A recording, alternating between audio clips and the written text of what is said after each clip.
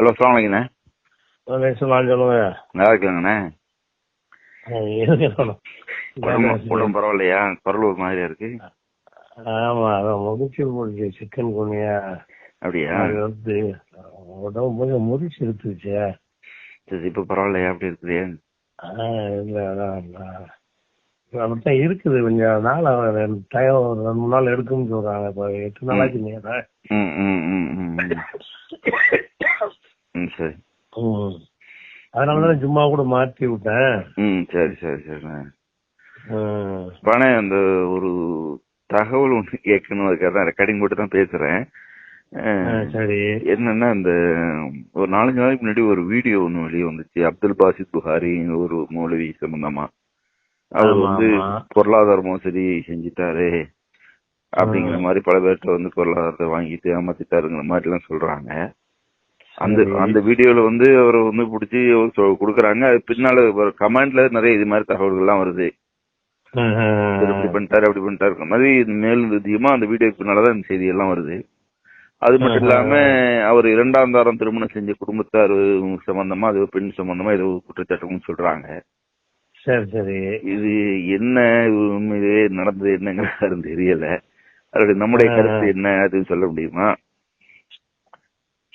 ஆமா, இது நம்ம கருத்து சொல்ல தேவையில்லாத விஷயமா தான் நான் நினைச்சேன்.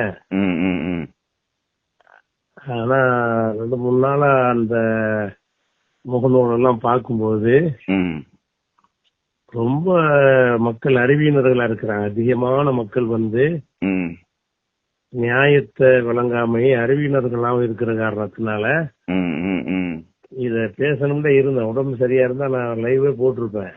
சரி, இப்ப நான் வந்து சம்பந்தமா பேசணும்னு அண்ணன்ட்ட கேட்கணும்னு நினைச்சதே கூட இது நிறைய ஒரு சிம்பத்தியை கிரியேட் பண்ணுது. நிறைய பேர் வந்து நாங்க தர்றோம், நீங்க தர்றோம், நீங்க ஒன்னும் கவலைப்படாதே, நாங்க பொருளாதாரம் அனுப்புறோம், நீங்க பொருளாதாரம் அனுப்புறோம்னு பதிவே போடக்கூடிய அளவுக்கு எல்லாம் மக்கள் இருக்கிறாங்க.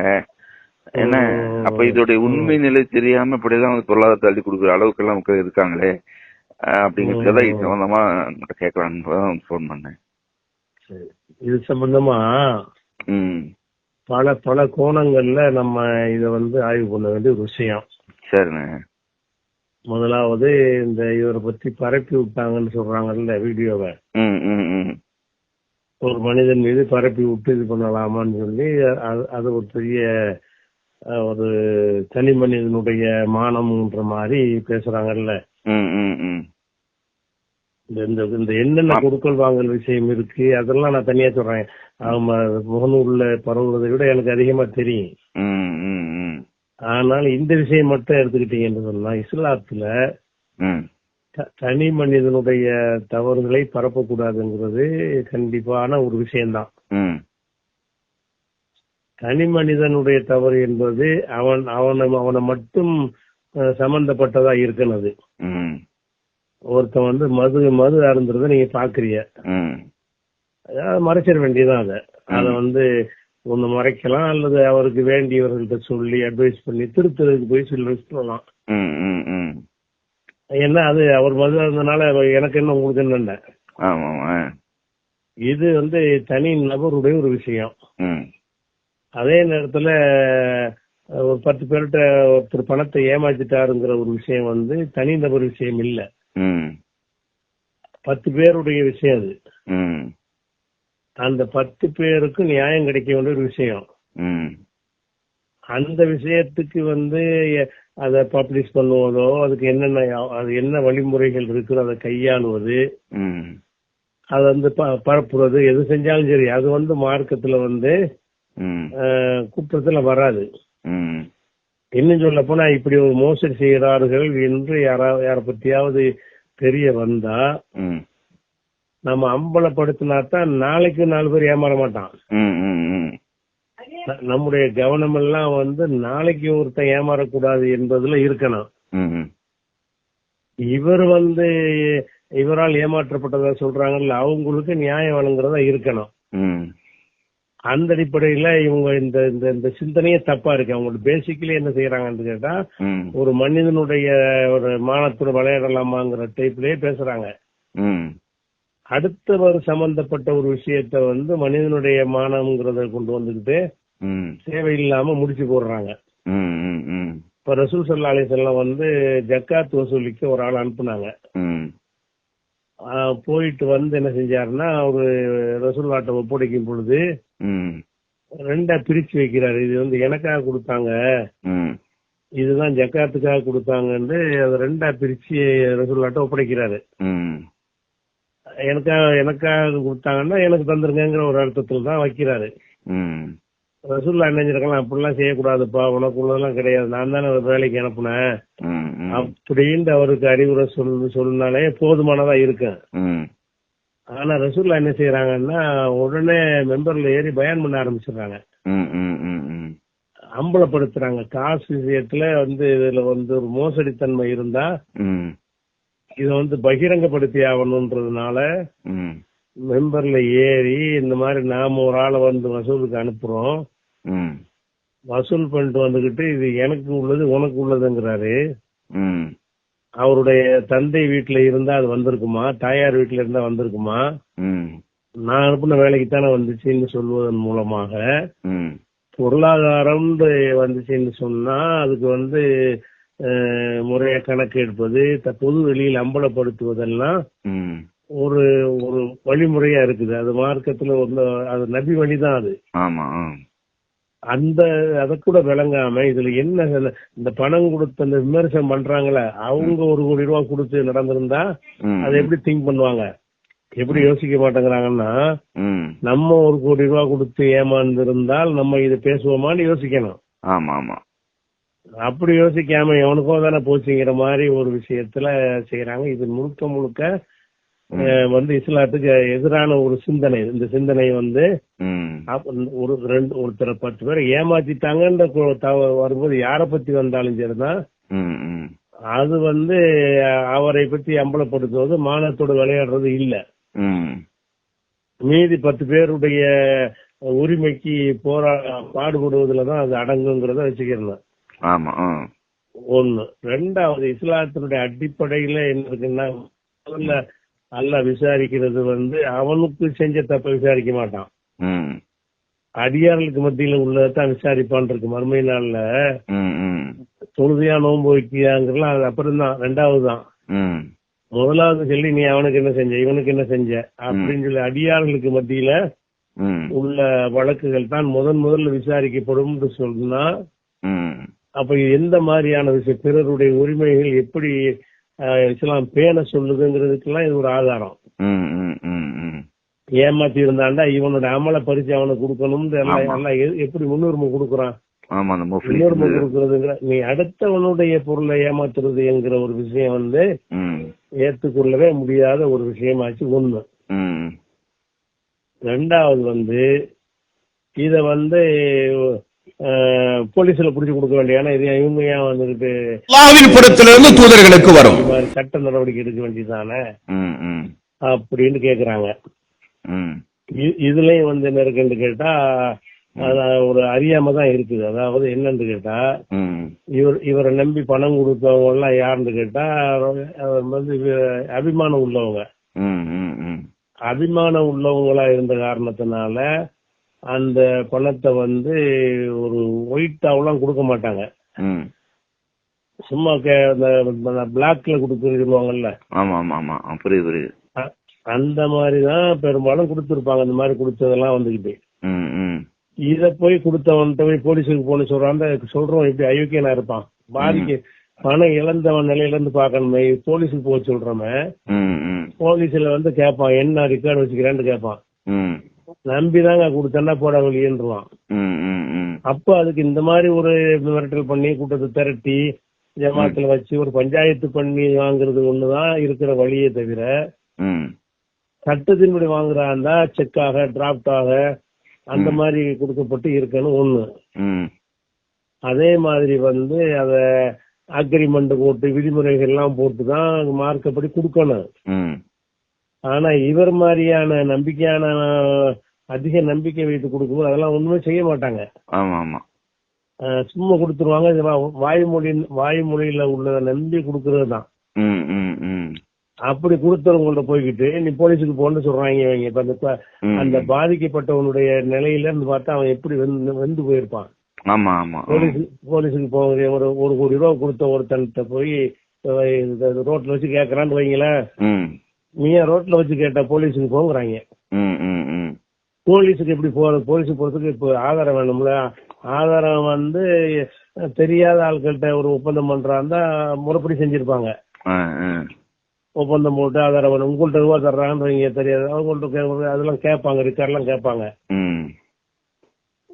அப்படி இல்லாதவர் இவர் மாதிரி ஆட்கள் வந்து ஒரு பயன் பண்ணி ஒரு மதிக்கத்தக்கவர் நினைத்து ஒரு அதிகமான அன்பு இருக்கும் பொழுது அவர் இவருக்கு தப்பா செய்வாரு அப்படின்னு சொல்லி அந்த பணத்தை கொடுக்கும் போது அவங்களுக்கு என்ன பயம் வரும்னா, ஒண்ணு வந்துகிட்டு உனக்கு இவ்வளவு பணம் ஏதுன்னு கேள்வி கேட்பாங்க.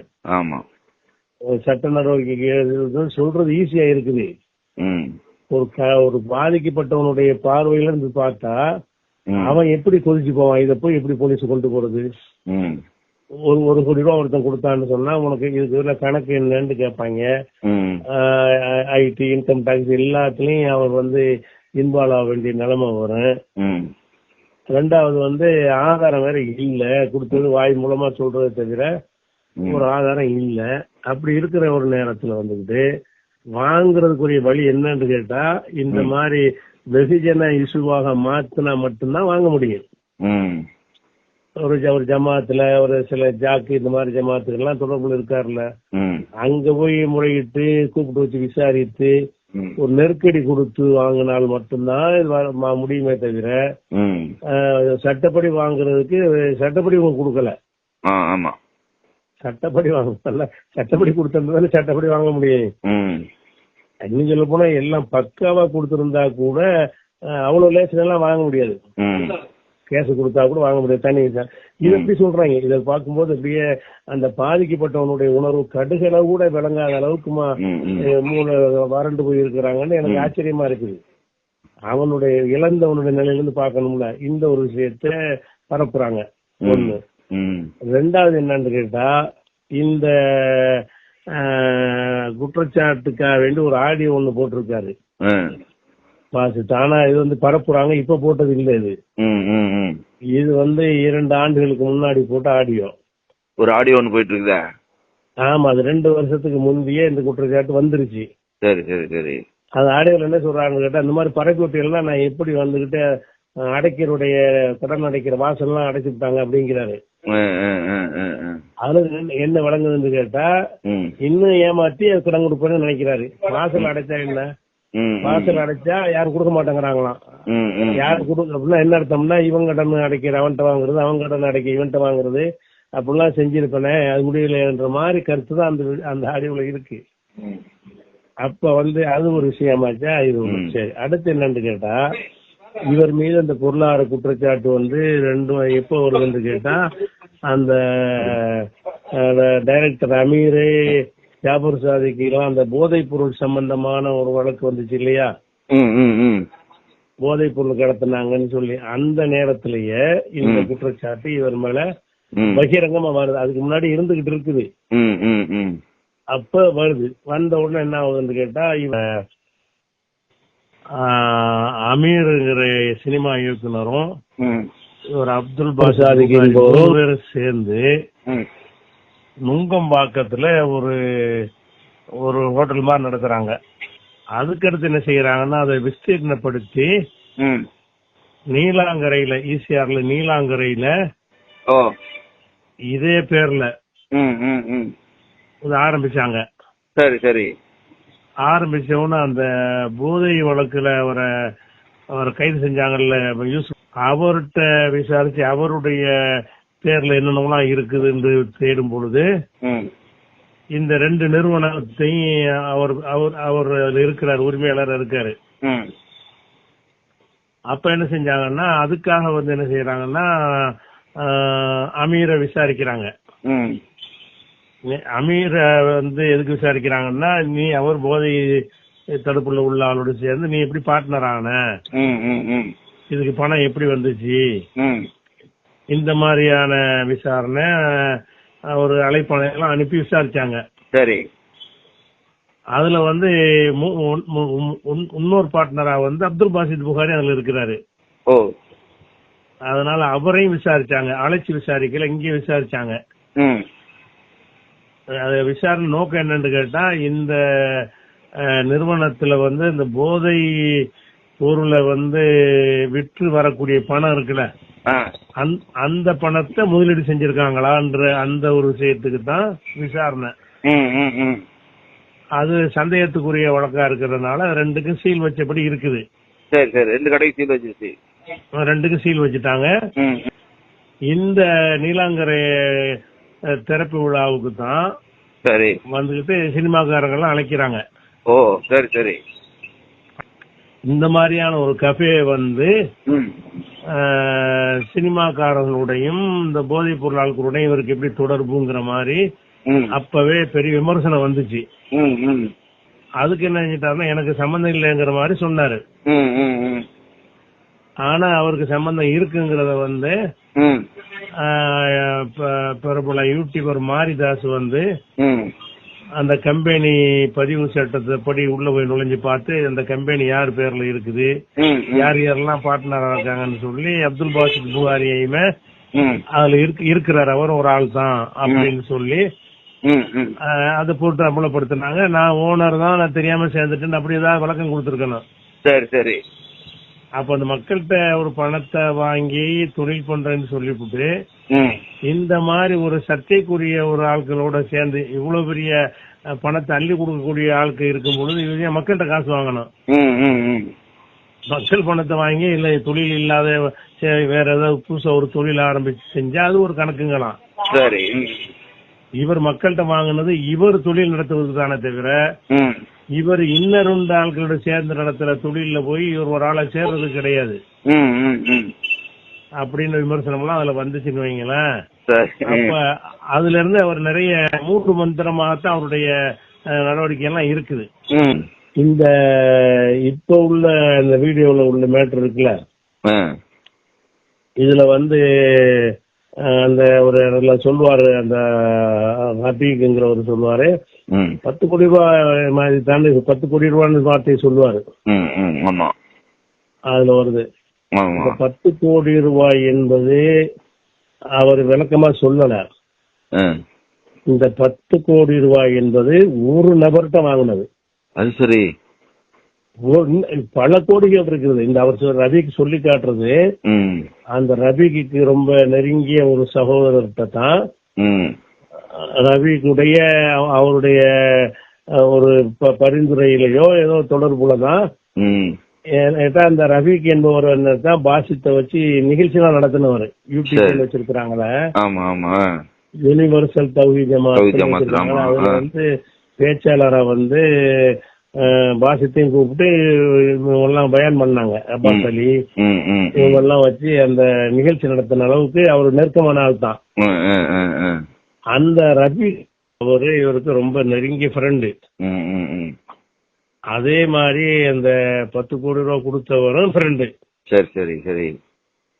அப்ப வந்து அவர் ரஃபீக்கு வந்து அவருக்கு தெரிஞ்ச அந்த ஒரு விஷயத்துக்கு தான் பேசியிருக்காரு. கேக்குறவங்க என்ன தெரியும்னா, மொத்தமே ஒரு நாடு பூரா வாங்கினது 10 கோடி நினைச்சுக்கிட்டு இருப்பாங்க. அப்படி இது அர்த்தம் வர்ற மாதிரி இது இருக்குது. அப்படிதான் நானும் நம்பிட்டு இருந்தேன். அப்படி இல்ல, இந்த ஒரு ஆள்கிட்ட மட்டும் 10 கோடி ரூபாய் இன்னும் பள்ளத்தை வாங்கியிருக்காரு. சரி. ஆமா, ஒரு ஆள் மட்டும் 10 கோடி ரூபாய ஒரு டைம்ல இல்ல, சில தவணைகள்ல சரி சரி சரி இவரு கொடுக்கப்பட்டிருக்கு. அவருக்கு சிக்கல் வராத என்ஆர்ஐயா இருக்கனால அவர் வந்து பிரச்சனை வராது அவருக்கு. இருந்தாலும் வந்து அவர் தேர்ந்தெடுத்து கொடுத்து இந்த மாதிரி அவர் நமக்கு தெரிஞ்ச ஒரு நட்பு முறையில இருந்து இப்படி ஏமாத்தி விட்டாருங்கிற கோவத்துலதான் அங்க வச்சுட்டு அவங்க கேட்டாங்க. அப்படி கேட்கும் போது கூட அது விசாரணை விதம் சரியில்லை. என்ன செஞ்சிருக்கணும்னு கேட்டா, அவர்கிட்ட வந்து அந்த குற்றத்தை சொல்லி ஒத்துக்கிற வச்சு வாக்குமூலமா வெளியிட்டு இருக்கணும். அதாவது செய்யறீங்கன்னா இந்த பாரு நீ வந்து வந்தியா, உங்களுக்கு வாங்கினியா, பணம் தர லாபம் தர சொன்னியா, இது வரைக்கும் தொழில் நீ ஆரம்பிச்சியா, 10 கோடி ரூபாய் நீ என்ன செஞ்சேன்னு இப்படி ஒரு கேள்விக்கு மேல கேள்வியை கேட்டு அதுக்கு உள்ள பதில் ரெக்கார்டு பண்ணி போட்டிருந்தாங்கன்னு சொன்னா இவங்களுக்கு இந்த நிலை வந்திருக்காது. சரி சரி சரி. சும்மா ஒரு குற்றச்சாட்டை இவங்களா சொன்னா ஒரு மௌனமா நிக்கும் பொழுதுதான் சிம்பத்தி உண்டாக்குற காரணம் இவங்க அறிவீனமா நடந்துகிட்டதுதான். ஒருத்தன் மீது குற்றச்சாட்டு விசாரிக்கிறோம்னு கேட்டா உட்கார வச்சு அழகா ஒரு இடத்துல உட்கார வச்சு ரோட்டுக்கு வராம அழகா ஒரு கேள்வியா கேட்டு அப்ப வந்து அது அந்த மாதிரி அடிப்படையில தான் அவர் நினைஞ்சிருக்காரு அம்பலப்படுத்தி அந்த வீடியோ பரப்பி விட்டுருந்தாங்கன்னு சொன்னா பாசித்து பக்கம் உள்ளதை கேட்க வேண்டும் இவனும் பேச மாட்டான். இவங்களுக்கு அந்த புரிதல் பத்தல, மெச்சூரிட்டி இல்ல. அந்த அடிப்படையில் அவருக்கு கூட்டமா சேர்ந்துக்கிட்டு ஒரு கார்னர் பண்றது மட்டும்தான் அதுல தெரியுது. அப்படித்தான் அதுல தெரியுதுன்னு வைங்களேன். அப்படி செய்யக்கூடாது, விசாரிக்கிறாரு அப்படி செஞ்சிருக்க கூடாது, அது ஒரு விஷயம். ஆனா வந்து எனக்கே அந்த ஒரு நபரை கொடுத்தது எனக்கே தெரியும் பொழுது வந்துகிட்டு அவருக்கு எனக்கு ஒரு பெரிய தொடர்புலாம் கிடையாது கொடுத்தவரு. ஆனா அவர் கொடுக்குற எல்லாத்துக்கும் கொடுப்பார், நிறைய வாரி வாரி வழங்குற ஒரு மனிதர் தான் அவரு. அப்ப அவர் மாதிரி நம்பகமான ஒரு மனிதர்கிட்ட வந்து 10 கோடி ரூபாய் ஒருத்தன்ட்ட வாங்கினீங்கன்னா 10 கோடி ரூபாய்க்கு என்ன தொழில் பண்ண, 10 கோடி ரூபாய்க்கு போய் ஃபேக்டரி கட்டினியா பண்ணியா, அதெல்லாம் இருக்குமே, பல விஷயங்கள் இருக்குதுல்ல. ஆமா ஆமா. அது போக இன்னும் பல பேர்கிட்ட நினைஞ்சிருக்காருன்னு கேட்டா அந்த இவர்கிட்ட 10 கோடி வாங்குவதற்கு முன்னாடியும் பலர்கிட்டையும் வாங்கி இருக்கிறாரு. அதெல்லாம் வந்து முகநூல்ல வந்து நிறைய பேர் நினைஞ்சிருந்தாங்கன்னா என்கிட்ட வாங்கினார் ஓன்ட்ட வாங்கினார்னு சில பேர் போட்டிருந்தாங்க. ஆனா இவர் வந்து அந்த வாங்குற விஷயம் எப்படி செய்யறாருன்னு கேட்டா ஒரு லட்சம் ரூபாய்க்கு கொடுத்தீங்கன்னா உங்களுக்கு 10,000 ரூபாய் தருவோம் அப்படிங்கிற மாதிரி ஒரு பெர்சன்டேஜ் அடிப்படையில் ஒரு தொகையை தருவதாக சொல்லிதான் நிறைய பேர்ட்ட வாங்கி இருக்கிறாரு ஹலாலான தொழில்னு சொல்லி. ஆனால் அதுக்கு வந்து அது மார்க்கத்துல ஹராம், அப்படி வாங்கக்கூடாது. 1 லட்சம் ரூபாய்க்கு எல்லாம் என்ன லாபம் தர்றானோ அதுல உனக்கு பங்கு தர்றேன்னு தான் செய்யணும். அப்ப அதையும் கேட்கறாங்க நிறைய பேரு, லாபம் வரும்போது வாங்கி தின்றார்கள், இப்ப வந்துகிட்டு அப்ப வட்டி வாங்குறாருன்னா அவர் வட்டி அடிப்பதான அந்த தொழில ஆரம்பிக்கிறாரு. அவர்கிட்ட போய் கேளத வாசித்து தர்றேன்னு சொல்றாரு, வட்டி தான் தர்றாங்கிறாரு. வட்டியதான் ஹலாலுங்கிற மாதிரி எதுல பேசல. நீங்க 1 லட்சம் ரூபாய் தந்து 1 கோடி ரூபாய் தந்தீங்கன்னு சொன்னா மாசத்துக்கு 1 லட்சம் ரூபாய் உங்களுக்கு தருவேன் அப்படின்னு சொன்னாலேயே அது வட்டி. இன்னைக்கு முதலீடுக்கு பணம் வாங்கினா எப்படி வாங்கணும், நீங்க முதலீடு பண்ணுங்க, அதுல என்ன லாபம் வருதுன்னு பார்த்து கணக்கு விளக்க பார்த்து அதுல என்ன கிடைக்குதோ உங்களுடைய பங்குக்கு என்ன கிடைக்குதோ அதுல வந்து உழைப்பு எடுத்துக்கிட்டு உங்களுக்கு கொஞ்சம் தர்றேன்னு பேசினா அதான் ஹலாலான வியாபாரம். இவர் தொகைக்கு இவ்வளவு தர்றேன்னு பேசுறது ஹராம் தானே. இவர் வட்டியை பத்தி பேசணும் ஒரு ஆளு பணம் திரட்டுவதற்காக வேண்டி லாபம் தர்றேன்னு வார்த்தையை போட்டுக்கிட்டு வட்டி தானே வாங்கியிருக்காரு இவரு. வட்டி தான் இவர் வாங்கிருக்காரு. அந்த கையில அவரே நான் கேட்கணும்ல, நீ இருந்துகிட்டு இது வட்டி அடிப்படையில் நீங்க வந்து மக்கள்கிட்ட வாங்கணும்னு கேட்கணும். இவங்களுக்கு அவங்களே வாங்கினாங்கன்னா வட்டி இல்லைன்னு நினைச்சிட்டு அவங்க செஞ்சாங்க அப்பாவி மக்கள். இவருக்கு தெரியும் இது வட்டின்றது. சரி, இது எல்லாத்தையும் இவ்வளவு நடந்து கொண்டிருக்கும் பொழுது என் மீது பழி சொல்லுகிறார்கள், என் மீது அவர் சொல்லுகிறான்னு சொல்லக்கூடிய இவரு அதை பத்தி விலைக்கு ஏதாவது பேசினாரா? ஆமா, இதுவரை ஒன்றும் பேசலையே.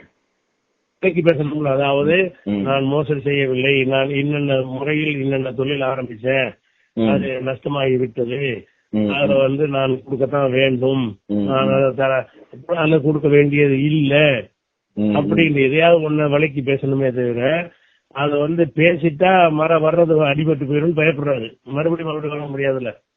ஆமா, நேற்று கூட ஒரு ஆடி இந்த பிரச்சனைக்கு பிறகு பேசின மாதிரி தான் தெரியுது. ஒரு ஆடி ஒண்ணு வந்துருச்சு, ஆனா ரொம்ப ஒரு 3-4 நிமிஷம் தான் இருக்கும். அதுலயும் விளக்கமெல்லாம் எதுவுமே சொல்லல. சொல்லாம இது வந்து நான் வந்து யாரையும் நான் ஏமாத்தல, நான் ஹலாலா செஞ்சுட்டு இருக்கிறேன், என்ன பாதிக்கப்பட்டவங்களே நான் சொல்லிட்டு தான் இருக்கிறேன் அப்படிங்கிற மாதிரி சொல்லி டக்குன்னு முடிச்சிடுறாரு. அதான் என்ன பாதிக்கப்பட்டாங்க, இவர் என்ன செஞ்சாரு, முதல்ல அந்த என்ன தொழில் செய்வதாக சொல்லி நடந்த தொழில் ஆரம்பிச்சு இருக்கணும், நடக்கணும்.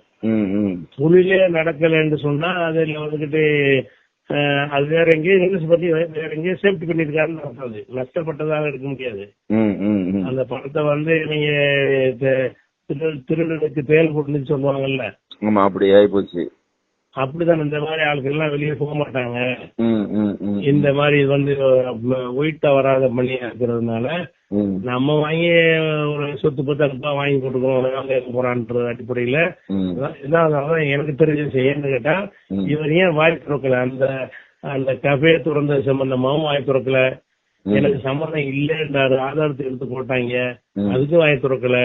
இப்பவும் அவதூறு சொல்லுகிறார்கள் சொல்றாரே தவிர என்ன அவதூறு என்ன அவதூறு இல்லாத சொல்லிட்டாங்கன்னு அப்படி சொல்லணும்ல. அப்படி அவர் சொல்லவே இல்லை. இது ஒரு விஷயம். இது எல்லாத்தையும் விட வந்து இவருக்கு வந்து ரொம்ப உஸ்தாதுன்னு சொல்லலாம், உமர் ஷரீப். அவர் பதிவு போட்டு. ஆமா, இவருடைய ஆசிரியர் அவரு. அவர் மூலம் இவர் உருவானவர்னு வச்சுக்கலாம், அந்த அளவுக்கு உள்ளாரு. அப்ப முஃப்தி உமர் ஷரீப் என்ன செய்யறாருன்னு கேட்டா அந்த வட்டத்துல இருக்கிறதுனால அவரை சேர்ந்தவர்கள் அவருக்கு கம்ப்ளைண்ட் பண்றாங்க, இந்த மாதிரி பாசித்து வந்து என்கிட்ட இவ்வளவு வாங்கினாரு இவங்கிட்ட அவ்வளவு வாங்கினாருன்னு சொல்லி அவருக்கு கம்ப்ளைண்ட் போகுது. போன் போட்டோம்னா போன் எடுக்க மாட்டேங்கிறாரு, பதில் சொல்ல மாட்டேங்கிறாரு. இந்த நம்பர்ல இருந்து போன் வந்துச்சுன்னா போன் அட்டன் பண்ண மாட்டேங்கிறாரு. அவர்கிட்ட நேர்மை இல்லை அப்படிங்கிற மாதிரி புகார் வந்தவங்க முஃப்தி உமர் ஷரீப் இவருக்கு ஒரு பதிவு போட்டாரு. இந்த மாதிரி சில பேர் வந்து இந்த பிரபலத்தை வைத்துக் கொண்டு மக்கள்கிட்ட முதலீடு வந்து வாங்கி ஏமாற்றி கொண்டிருக்கிறார்கள், போன் போட்டாலும் எடுப்பதில்லை, பதிலும் சொல்வதில்லை, அப்படி இப்படின்னு சொல்லி மூடெல்லாம் ஒரு பதிவு போட்டாரு. அப்புறம் பின்னூட்டத்துல போய் நிறைய பேர் கண்டு மூடலாம் சொல்றீங்கன்னா என்ன நன்னதுல இன்னார்னு சொன்னா தானப்பா அடுத்த எச்சரிக்கையா இருப்பான்னு சொல்லி அவரை போட்டு திட்டின பிறகு அவர் உடைச்சே போட்டாரு, அப்துல் பாசித் புகாரி தான் நான் சொல்றேன் அப்படின்னு சொல்லி இவர் நிறைய பேர்ட்ட பணம் வாங்கி நிறைய பேர்ட்ட பணம் வாங்கினதுக்கு வந்து ஏன்னா அவங்க எல்லாம் வந்து நெருக்கமான ஆளுங்கிற முறையில உமர் ஷரீப் தானே புகார் பண்ணுவாங்க. இப்ப நான் ஏதாவது மோசடி பண்ணிட்டோம்னா உங்கள்கிட்ட வந்து புகார் பண்ணுவாங்கல்ல. அது மாதிரி ஒருத்தர் கொடுத்து நான் நெருக்கமா இருக்கிற ஆள் தானே அது பண்ணுவாங்க. அவர் அதை எழுதுறாரு, நிறைய பேர் இந்த மாதிரி புகார் பண்றாங்கன்னு எச்சரிக்கை பண்றதுக்கு அனுப்புறாரு. அப்ப இந்த இதுக்கா என்ன செய்யணும், என் மீது பல சொல்றாங்க நான் உண்மையை உடைச்சு சொல்லிடுறேன் அப்படின்னு சொல்லிட்டு நான் இன்னும் இவ்வளவு பேர்ட்ட நான் வாங்கியிருக்கிறேன், இன்னொன்று அடிப்படையில வாங்கியிருக்கிறேன், இன்னொன்னு நஷ்டம் ஏற்பட்டுருச்சு அப்படி சொல்லணுமே தவிர அப்படி சொல்லிவிட்டால் இப்ப பேசப்பட்டது அவதூறு எப்படி ஆகும்? இவர் அவதூறுனால என்ன அர்த்தம்னா அவர் யார்ட்டையும் பணமே வாங்காதமா அவதூறா இருந்தா எகிரி அடிக்கலாமாங்க அழகா. அவதூறா இருந்தா என்ன சொல்லுகிறாரு, ஒருத்தன் பல் போட்டு சொல்லு பாப்போம் நான் எவங்கிட்ட வாங்கினேன் அப்படின்ட்டு சொல்லலையே அவரு. அப்ப இது அவதூறுன்னு சொல்லுவது வந்து பச்சை போய் அவதூறே கிடையாது.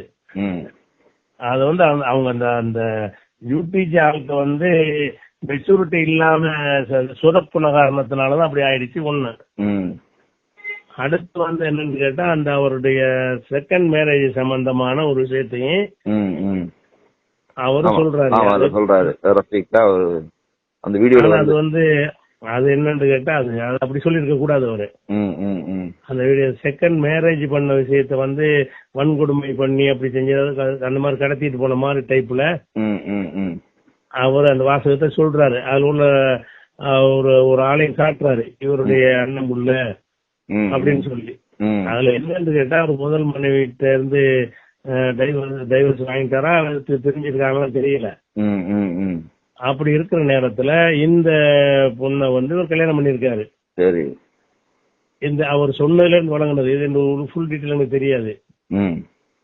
அப்ப கல்யாணம் பண்ணும் போது அந்த குடும்பத்தாருக்கு வந்து விருப்பம் இல்ல, வேற முதல் மனைவி குடும்பத்தாருக்கு இல்ல. இந்த ரெண்டாவது மனைவி குடும்பத்தாரை என்ன அத ஓடி போய் கல்யாணம் பண்ற மெசேஜ் மாதிரி அர்த்தம். அது வன்கொடுமைன்னா தானே அப்படி வருது. கல்யாணத்தை குடும்பத்தார பண்ணி வச்சிருந்தாங்கன்னா இத கம்ப்ளைண்ட் வைக்க மாட்டாங்க. சரி கம்ப்ளைண்ட் வைக்கிறாரு இவருடைய அண்ணன் பிள்ளையதான் வன்கொடுமை பண்ணிட்டாருன்னு சொல்லுவதா இருந்தா அப்ப அந்த குடும்பத்தார் கல்யாணம் பண்ணி வைக்கல. அந்த பிள்ளைகள் வந்து என்ன கேட்டு பின்னாடி ஓடும்ல அப்படி ஏதோ ஒரு நடந்திருக்கு. அப்படி நடந்து ஒரு கல்யாணம் பண்ணிட்டாருங்கிறாங்க. அது வந்து நமக்கு அது அது அது பர்சனல், அதான் பர்சனல்ங்கிற விஷயம். அது அவங்களுக்கு பேசியிருக்க தேவையில்லை. அது கல்யாணம் பண்ணாம இருந்தாருன்னு சொன்னா அது வந்து அது ஒரு கேள்வியா கேட்கலாம். அதனோட தான் வாழ்றாரு போல இருக்கு. அந்த ரெண்டாவது மனைவின்னு சொல்லிக்கிறாங்க. அதான் அது மனைவின்னு சொல்லி இருக்கிற ஒரு விஷயத்த இப்படி சொல்லும்போது என்ன ஆகுதுன்னு கேட்டா வேற மாதிரி டீல் பண்ண தெரியல. அந்த கோபத்துல அவருக்கு டீல் பண்ண தெரியாம அந்த விஷயத்தையும் சொல்லிட்டாரு. பாக்குறவங்களுக்கு எல்லாம் என்ன பார்த்தோன்னு என்ன தெரியும்னு கேட்டா ஒருத்தவங்க அப்பா இப்படி நிப்பாட்டிச்சு ரவுண்டு கட்டிட்டு ஏதாவது அப்படி வெளியிடுவாங்க, இருக்கு போயிடும், அப்படி அப்படி வெளியிடுவாங்க. அந்த மாதிரி செஞ்சுட்டாங்க. சரி. ஆனா ரொம்ப பெரிய ஒரு மோசடிக்காரர். சாதாரண ஆள் கிடையாதுங்க இவரு. ரொம்ப பெரிய மோசடிக்காரரு. நமக்கு ஏன் தேவைன்னு பார்த்தோம்னு சொன்னா எல்லை மீறி போய்கிட்டு அது என்ன செய்யறாங்கன்னு கேட்டா பாதிக்கப்பட்டவனை பத்தி கொஞ்சம் கூட ஒரு கவலைப்படாம பணத்தை பறிமுதவன் அவன் வாழ்நாள் சேமிப்பெல்லாம் கொடுத்துருப்பான் நிறைய பேரு. அவன்லாம் என்ன மாதிரி ஆளாகலாம் யோசிக்காம இவரை பத்தி மட்டும் பேசுறாங்க. என்ன அது போல பேசுறது கூட இவரு அந்த வேலையை செய்வார். இந்த விஜய் மாதிரி அந்த இவருக்கு அந்த இதெல்லாம் உண்டு.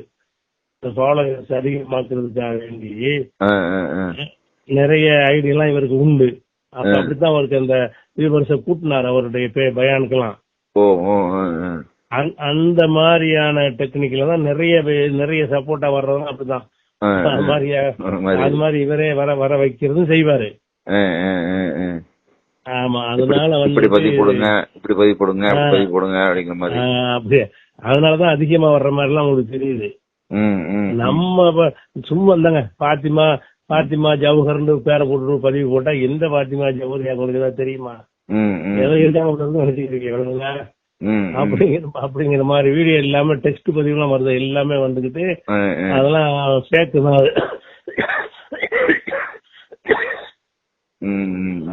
சிந்தனை உண்டாக்குறதுக்கு ரொம்ப ரொம்ப கடுமையான முறையில இதை சொல்ல வேண்டிய விஷயம் தான்.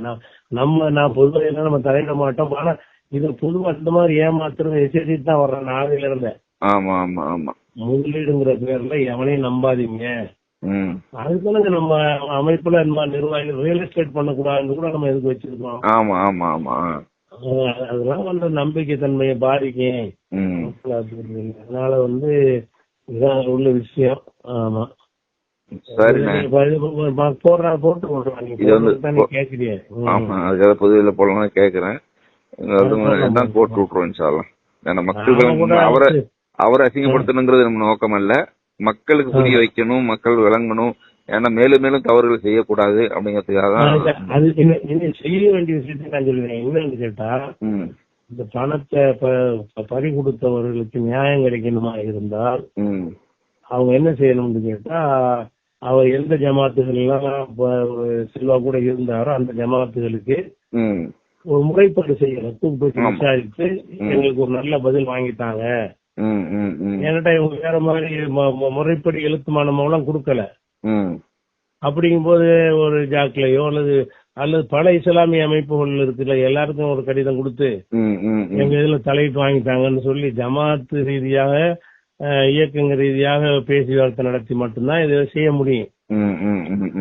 இது வந்து வேற மாதிரி போலீஸ். ஆனா போலீஸ் போய் இந்த கிரிமினல் கேஸ் தான் கொடுக்கலாம். பணத்தை வாங்குறதுன்னு இல்லாம மோசடி பண்ணிட்டாருன்ற கேஸ் கொடுத்தீங்கன்னா ஜெயில போடுவான், பணம் கிடைக்காது. அந்த வழக்குல போடலாம். அவன் காசு கொடுத்தவன் வாழ்நாள் சேமிப்பு கொடுத்தவனுக்கு அதெல்லாம் செய்வான். அப்படி இருக்கு நிலவரம். சரியில்லை நிலவரம். ரொம்ப ரொம்ப ஆச்சரியமா இருக்கு. இப்படியுமா இருப்பாங்க மக்கள்? போதும், என்ன செய்யறது? போட்டுருவேன்.